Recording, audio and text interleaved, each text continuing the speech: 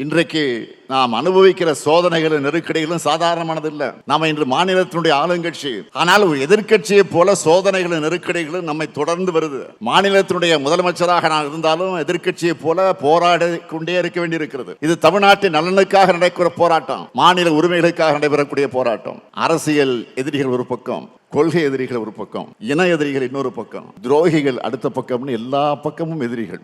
இதுக்கிடையில கட்சியும் ஆட்சியும் நடத்துகிற மாபெரும் பொறுப்பு என் தோளிலே சுமத்தப்பட்டிருக்கு. அவதூறுகள் மூலமாக, பொய்கள் மூலமாக நம்ம வீழ்த்த பார்க்கிறாங்க. அதுக்கு சமூக ஊடகங்களை பயன்படுத்துறாங்க. நான் ஏற்கனவே ஒரு மாதிரி சொன்னது போல, திமுகவுக்கு என்றைக்கும் ஊடக சொகுசு இருந்ததில்லை. ஆளுங்கட்சியா இருந்தாலும் சரி, எதிர்கட்சியா இருந்தாலும் சரி, திராவிட முன்னேற்ற கழகம் மேலதான் அதிக விமர்சனங்கள் வரும். திராவிட முன்னேற்ற கழகத்தை ஆதரிக்கிறவங்க கூட சில நேரங்கள்ல எதிரிகளால பரப்பப்படக்கூடிய அவதூறுகளை, போலி தகவலை நம்பி அவங்கள நம்மை தாக்குகிற நிலையை இன்றைக்கு சமூக ஊடகங்களில் பார்க்கிறோம்.